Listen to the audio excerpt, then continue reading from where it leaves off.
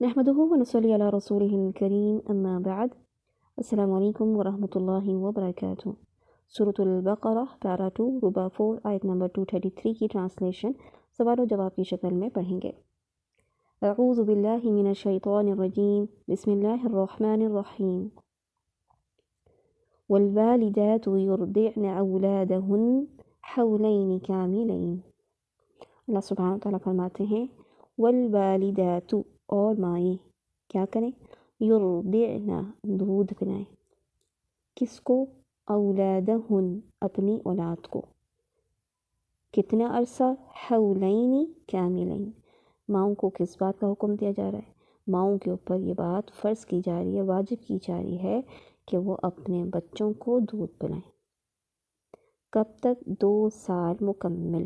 یہ کس کے لیے ہے یہ بات 2 سال مکمل؟ کون کرے گا 2 سال کی مدت مکمل؟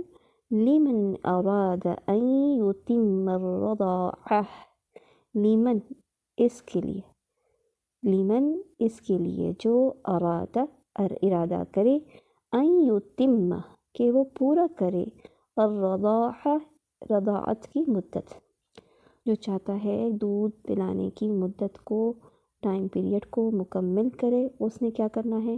وہ 2 سال تک مکمل دودھ پلائے۔ والدات یعنی مائیں، اس میں کون سی مائیں شامل ہیں؟ یعنی اس سے پہلے جو آیت گزری ہے ہم نے دیکھا کہ جن عورتوں کی طلاق کی بات ہو رہی تھی۔ اب یہاں پہ جو مائیں کا حکم ہے، یہ کون کون سی مائیں ہو سکتی ہیں؟ جن کو طلاق ہو چکی ہو، نمبر 1 بات، ٹھیک ہے؟ نمبر 1 بات کیا ہو گئی کہ جن کو طلاق ہو چکی ہے، چاہے وہ عدت میں ہوں یا عدت بھی گزر چکی ہوں، اور وہ عورتیں جو ابھی نکاح میں ہی ہیں وہ بھی اس میں شامل ہیں۔ یعنی بس ماں ہونا ضروری ہے، چاہے وہ طلاق یافتہ ہو، عدت میں ہو، یا عدت بھی گزر چکی ہو، یا ابھی نکاح میں ہی ہو، یہ سب کو حکم دیا جا رہا ہے۔ پھر کیا پتہ چلا اس بات سے؟ اس آیت سے ہمیں یہ بھی معلوم چلا کہ رضاعت کی جو زیادہ سے زیادہ مدت ہے وہ 2 سال ہے، تاہم اس سے حسب ضرورت کم ہو سکتی ہے، یعنی 2 سال سے کم کی جا سکتی ہے، کوئی وجہ ہو، کوئی ضرورت ہو، لیکن اس سے زیادہ نہیں بڑھانا۔ اور یہ مدت کون سے کیلنڈر سے دیکھی جائے گی؟ قمری کیلنڈر سے، چاند کے کیلنڈر سے شمار کی جائے گی۔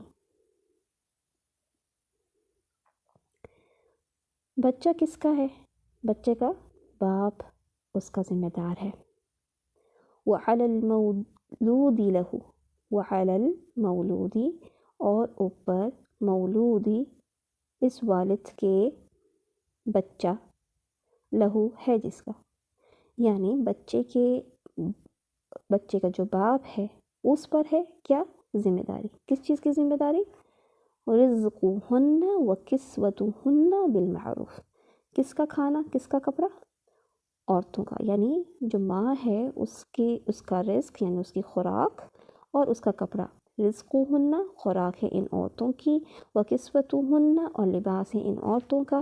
کیسا کھانا، کیسا لباس؟ بالمعروف، بھلے طریقے سے، جو معاشرے میں رائج ہے، جس طریقے سے معاشرے میں کھایا جاتا ہے، پیا جاتا ہے، اس حساب سے ذمہ داری ہے کس کے اوپر؟ بچے کے باپ پر۔ کس بات سے منع کیا جا رہا ہے؟ اللہ سبحانہ وتعالیٰ نے منع فرمایا کس بات سے؟ لا تکلف نفس الا وسعها، نہ تکلیف دیا جائے کوئی نفس مگر اس کی وسعت کے مطابق۔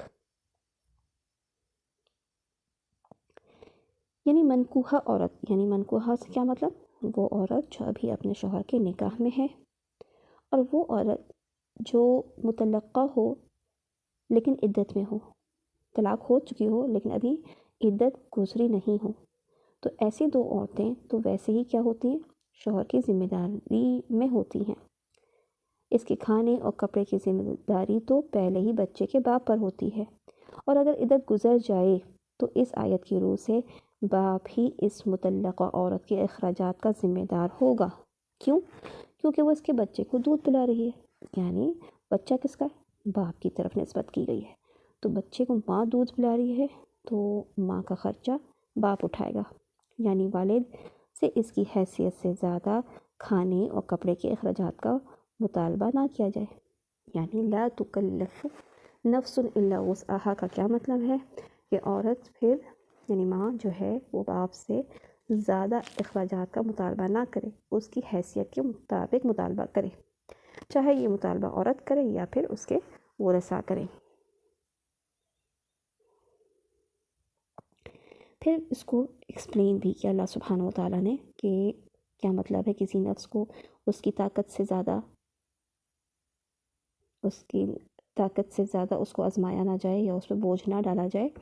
تو کیا کہا لا تضار والدة بولدها، نہ نقصان پہنچایا جائے والدہ کو اس کے بچے کی وجہ سے، ولا مولود له، اور نہ والد کو اس کے بچے کی وجہ سے، بولدہ اس کے بچے کی وجہ سے، وعلی الوارث، اور اوپر وارث کے ہے، مثل ذلک، مثل اسی کے۔ کیا طریقہ ہو سکتا ہے نقصان پہنچانے کا؟ یعنی ماں بلا وجہ دودھ پلانے سے انکار کر دے اور باپ کو پریشان کرے، ایک بات تو یہ ہو سکتی ہے۔ دوسری بات یہ ہو سکتی ہے کہ اسی طرح باپ بچے کو ماں سے جدا کر کے کسی اور سے دودھ پلوائے، یہ بھی کیا ہے؟ نقصان پہنچانا، تنگ کرنا، عورت کو تنگ کرنا۔ تیسرا طریقہ کیا ہو سکتا ہے کہ اسی طرح ماں کو پریشان کرے یا اس کے کھانے اور کپڑے کے اخراجات میں کنجوسی کا مظاہرہ کرے، یعنی ماں تو دودھ پلا رہی ہے لیکن باپ کیا کر رہا ہے؟ بچے کی ماں کو کھانے پینے میں تنقید کر رہا ہے، یعنی کہہ رہا ہے کہ دودھ بھی پلاؤ اور کھانے اور پینے کا بھی خود ہی اخراجات اٹھاؤ۔ یا ایک اور طریقہ یہ بھی ہو سکتا ہے کہ ماں پر دودھ پلانے کے لیے جبر کیا جائے جبکہ وہ اس بات پر آمادہ نہ ہو۔ یہاں تک یہ بات ہو گئی۔ اس کے بعد یہ بات ہے کہ یہ بچہ جو دودھ پی رہا ہے خود بھی اپنے باپ کا وارث ہے، یعنی یہ جو بات آئی وہ علی الوارث مثل ذلک، تو اس کا مطلب یہ ہے کہ اگر باپ فوت ہو جائے تو کیا کیا جائے گا؟ یعنی ماں تو اپنے بچے کو دودھ پلا رہی ہے تو ماں کے اخراجات کو کون اٹھائے گا؟ اگر تو ماں نکاح میں ہوتی ہے تو اس کا مطلب یہ ہے کہ وہ بھی شوہر کے مرنے کے بعد شوہر کے ترکے کا حصہ پاتی ہے، وہ بھی وارث بنتی ہے۔ لیکن اگر طلاق ہو چکی ہو تو پھر عورت کے حصے میں کچھ نہیں آئے گا۔ ہاں، جو بیٹا ہے یا بیٹی ہے وہ تو وارث ہوں گے، لیکن اس کے علاوہ بھی اور بھی ورثہ ہوں گے۔ تو یہاں پہ کہنے کا مقصد یہ ہے کہ اس وقت بھی اگر شوہر مر بھی جائے تو یہ جو ماں دودھ پلا رہی ہے اس کے اخراجات کہاں سے نکالے جائیں گے؟ میت کے ترکے میں سے۔ میت کا جو ترکہ ہوگا، جو حصہ ہوگا، جو مال ہوگا، اس میں سے اس کو ادا کیا جائے گا۔ تو ظاہر ہے کہ وہ وارث جو ہوں گے وہی اس کو پے کریں گے۔ پھر فرمایا کہ دودھ چھڑانے پر کب کوئی گناہ نہیں ہوگا، یعنی اگر کوئی ماں نہیں پلانا چاہتی یا کیا وجہ ہے کہ دودھ چھڑا دینا چاہتے ہیں جلدی، تو فرمایا فَإِنْ أَرَادَا، پھر اگر وہ دونوں ارادہ کریں۔ یہاں پہ کیا بات ہے؟ دونوں کے ارادے کی بات ہے۔ کس بات کا ارادہ کریں؟ فِصَالًا، دودھ چھڑانے کا۔ کیسے فیصلہ کریں دونوں دودھ چھڑانے کا؟ عَنْ تَرَادٍ مِّنْهُمَا، باہم رضامندی سے ان دونوں کی، یعنی یہ دونوں رضامند ہوں، وتشاور، اور باہم مشورے سے، یعنی باہم دو چیزیں آ گئیں، ایک رضامندی اور دوسرا مشورہ، دونوں مشورہ کر لیں، راضی ہوں اس بات پہ، فلا جناح علیہما، تو نہیں کوئی گناہ ان پر کہ وہ بچے کا دودھ 2 سال سے پہلے چھڑا دینا چاہتے ہیں۔ اب یہ بھی بات جان لیں کہ ابھی آیت کے شروع میں ہم نے کیا دیکھا تھا کہ اللہ تعالیٰ نے یہ واجب کیا، فرض کیا ماؤں کے اوپر کہ وہ دودھ پلائیں، لیکن یہ کب ہے؟ جب بچہ اپنی ماں کے علاوہ کسی اور کا دودھ نہیں پی رہا، تب لازم ہے ماں کے اوپر کہ وہ اپنے بچے کو دودھ پلائے۔ لیکن اگر کوئی اور متبادل موجود ہے یا یہ والدین فیصلہ کرتے ہیں کہ کسی اور سے دودھ پلوایا جائے تو بھی کوئی گناہ کی بات نہیں ہے۔ ماں کے علاوہ کسی اور سے دودھ پلوانے کا حکم کیا ہے؟ وَإِنْ أَرَدْتُمْ، اور اگر ارادہ کرو تم، کس بات کا ارادہ کرو؟ أَن تَسْتَرْضِعُوا، کہ تم دودھ پلواؤ، أَوْلَادَكُمْ، اپنی اولاد کو، فلا جناح علیکم تو نہیں کوئی گناہ تم پر، اذا سلمتم ما آتیتم، اذا سلمتم جب سپرد کر دو تم، کیا چیز سپرد کر دو؟ یعنی جو مال تم نے آپس میں طے کیا ہے دودھ پلوانے والی سے، اس کا مال اس کو سپرد کر دو، اس کو اس کے پیسے دے دو، ما آتیتم جو تم نے طے کیا، جو دینا تھا تم نے، بالمعروف معروف طریقے سے، بھلے طریقے سے۔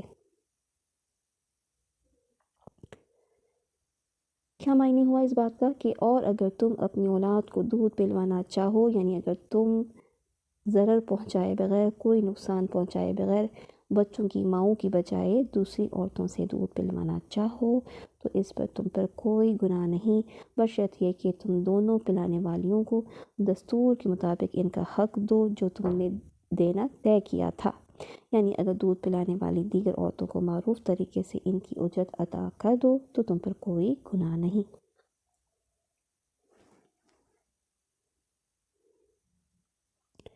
پھر فرمایا واتقوا اللہ وَاعْلَمُوا أَنَّ اللَّهَ بِمَا تَعْمَلُونَ بَصِيرٌ، اور ڈرو اللہ سے اور جان لو بے شک اللہ اس سے جو تم کرتے ہو خوب دیکھنے والا ہے۔ اللہ سبحانہ وتعالیٰ نے دودھ پلوانے کے سلسلے میں بھی کس بات کا حکم دیا کہ اللہ تعالیٰ سے ڈرو، جان رکھو کہ اللہ سبحانہ وتعالیٰ خوب دیکھنے والا ہے، کیونکہ دنیا کے ان تمام معاملات میں جو بے اعتدالیاں ہوتی ہیں اس کی مختلف شکلیں ہوتی ہیں۔ بظاہر لگتا ہے کہ انسان اللہ کے حکم کی پابندی کر رہا ہے، لیکن بعض اوقات ایسا نہیں ہوتا، بندے کی نیت صحیح نہیں ہوتی، اس کا طریقہ ٹھیک نہیں ہوتا اور اس سے دوسروں کا نقصان پہنچ جاتا ہے۔ تو اللہ سبحانہ وتعالیٰ نے اپنا خوف، اپنا ڈر یاد دلایا ہے، اس بات کا شعور دلایا ہے کہ اللہ تعالیٰ دیکھ رہا ہے، یعنی اگر تم ان معاملات کے درمیان میں شوہر بیوی شوہر پہ یا بچوں کے حق پر کوئی بے اعتدالی کرتا ہے، بے انصافی کرتا ہے تو اللہ سبحانہ وتعالیٰ خوب جاننے والا ہے، دیکھنے والا ہے کہ کون کیسا عمل کر رہا ہے، تاکہ انسان آخرت کے خوف سے، اللہ کے سامنے حاضر ہونے، اس کو جواب دہی کے خوف سے اپنے تمام معاملات کو صحیح طور پہ انجام دے۔ سبحانک اللہم و بحمدک اشہد ان لا الہ الا انت استغفرک و اتوب الیک۔ السلام علیکم و رحمۃ اللہ وبرکاتہ۔